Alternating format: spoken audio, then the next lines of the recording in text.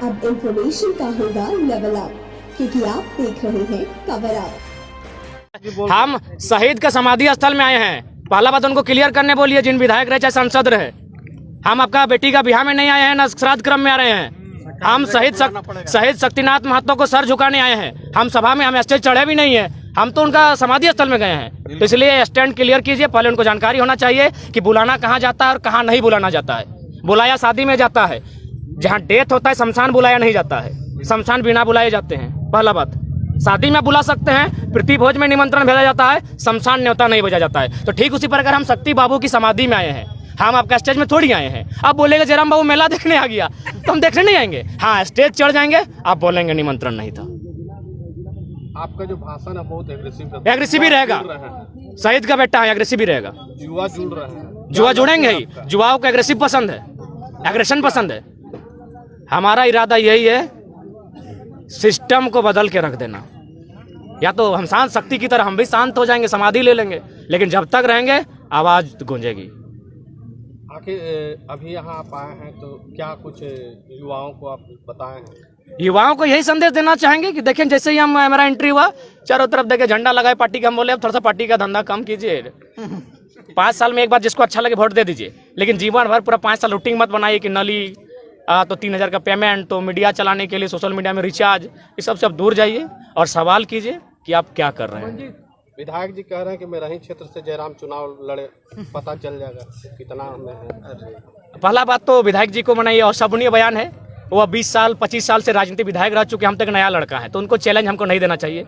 और उनको आभास होना चाहिए कि जैसा भी है हम उगता हुआ सूरज है, उगते हुए सूरज को। कहिए, आपका जो मांग था 32 से 27%, क्या फिर 15 तारीख को तब दे दें 36% बाहरी को नौकरी? क्या करेंगे 32 का चबाक खाएंगे?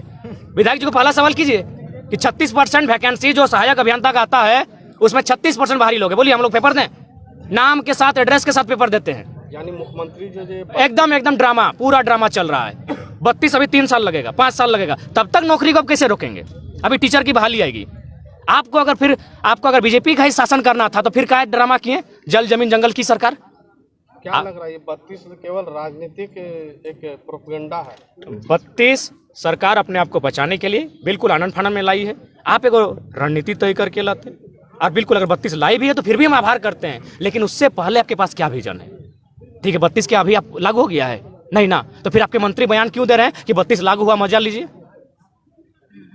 इनको नहीं, हम आपसे मीडिया वालों से इतना चाहेंगे कि आज पिछले 10 महीनों में मीडिया जितना तीखा सवाल इस छात्र से पूछा है, एक बार पलट के उनसे इतना ही पूछिए कि 32 जो आपका संसद गया है कि हम ले आए और झारखंड का जो मांग था पूरा कर दिया। एक बात हमको बताइए, बस उससे इतना ही उनसे पूछा जाए, जो लोग 32 का समर्थन कर रहे हैं, कि ये संसद में किस सदन में पहले जाएगा? पहले लोकसभा में जाएगा कि पहले विधानसभा में? और जाएगा तो क्या प्रक्रिया होगा कि डायरेक्ट जाके पटक देगा हाँ दे 32? प्रोसेस होता है, चलिए हम ही बता देते हैं। पहला होगा प्रेजेंटेशन, दूसरा होगा डिस्कशन, तीसरा होगा अप्रूवल। 3 प्रोसेस से ये बिल आपका जाके संसद में गुजरेगा। तो पहले इनको पूछिएगा कि डिस्कशन क्या है, अप्रूवल क्या है, प्रेजेंटेशन क्या है। ये विधायक इनको पता नहीं है कि ये सब। तो वही तो अटपटा सवाल कर रहे हैं कि जयराम बिना बुलाए आया। बिना बुलाए का मतलब आप शादी थोड़ी कर रहे हैं, हम समाधि स्थल में आए हैं, इस तरह क्वेश्चन कर रहे हैं। आप चैलेंज कर रहे हैं कि मेरा ही विधानसभा से चुनाव लड़ ले। गजब वाले।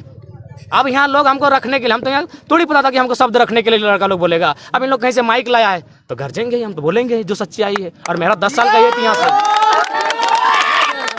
मुख्यमंत्री जी किस आनंद फानन में क्यों ये 32 का? वही जो उनका क्या छलने का काम कर रहे हैं? 3 गो विधायक जो उनका कलकत्ता में 10-10 लाख लेके पकड़ा गया, सरकार डमाडोल हो रही थी, इधर से आंदोलन चल रहा था। कुछ करप्शन के भी बातें सामने आई। करप्शन सामने है, बिल्कुल करप्शन सामने, आप देख ही रहे हैं। ईडी का छापा रोज पड़ रहा है उन पर, उनके लोगों पर पड़ रहा है। क्या लगता है मुख्यमंत्री जी भी हैं शामिल? बिल्कुल है, उनके नाम पर माइंस चल रहा है, शामिल हैं। आपको गोपनीय बात बता रहे हैं ताकि ये बात कहने के लिए बहुत साहस चाहिए। और ये बड़ा पॉलिटिकल लोग इस बात को नहीं कह पाते हैं, हम स्पष्ट कहते हैं। मुख्यमंत्री के करीब के रिश्तेदार रात को काला शीशा चढ़ा के बगमारा आके कोयला की कमाई लेके जाते हैं। कौन है? नाम का खुलासा कर दिया? नाम का खुलासा समय में कर देंगे। जैसे जैसे मेरा कद बढ़ेगा, मेरा एनर्जी बढ़ेगा, मेरी निडरता बढ़ेगी, हम नाम भी लेंगे। बस इतना जान लीजिए, उनके करीबी रिश्तेदार हैं जो काला शीशा चढ़ा के आते हैं और यहाँ से कोयला की कमाई बगमारा से लेके जाते हैं। मतलब अब जयराम जी अवैध कोयला कारोबार को रोकने के लिए भी अब बिल्कुल करेंगे। कोयला का जितना भी कोयला का खदान है, चाहे टाटा सिजवा रहे चाहे जामाडवा रहे, हमारे पुरखों की जमीन पर है, वो हमारे लोग हैं, उनकी जमीनों पर है। उन्हें क्या मिला? उन्हें क्या मिला? एक नौकरी मिली, साधारण सी नौकरी 40 साल तक। 40 साल के बाद तो फिर वो क्या उनके बच्चों को फिर मिला? इसीलिए अब लड़ाई बहुत लंबी होगी। गोली भी मिला है, गोली भी मिला है, निश्चय ही मिला है। कल 4 को मिला, सॉरी कुछ दिन पहले 4 को मिला, गोली भी मिला है।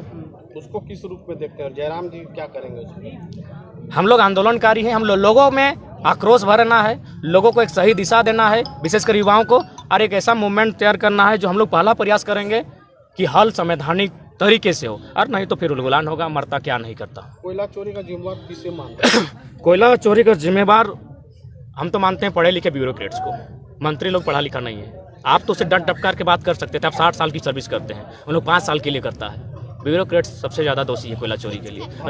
धनबाद में 600 करोड़ का कोयला प्रत्येक महीना, उसमें सुनने में आया है पार्टी की क्या जो वर्तमान में सरकार है, उनके पार्टी के कोई लीडर है, वो 800 करोड़ का कोयला उनके नाम पर उतना कमा चुके हैं इस सरकार में, 800 करोड़। जयराम जी PIL दायर करेंगे क्या इसका? कोशिश है और हमारी बातचीत चल रही है, लेकिन अब शर्त है कि हमारा जो लोग हमारे लिए खड़े होंगे PIL दायर करने में, वे लोग कितने प्रभावशाली होंगे। हम प्रभावशाली हैं, मान के चलिए, हम में निडरता है, लेकिन वे लोग साथ दे पाएंगे कि नहीं, इस पर हम लोग चर्चा चल रही है। और आप जो बात कह रहे हैं, इस पर हम लोग कुछ दिन पहले ही चिंतन मंथन कर चुके हैं, और जितने भी लोग हैं जिनको हमको लगता है संशय है, उन पर हम लोग PIL दायर करेंगे। जल जंगल जमीन बचाने वाली सरकार क्या इसी को बेचने आई है, और इस 3 साल में क्या बेच चुकी है? लगभग कुछ ना कुछ तो बेच चुकी है। आपकी जानकारी के लिए बता दें, रांची में कोई नदी का किनारा है जहां अतिक्रमण हुआ था।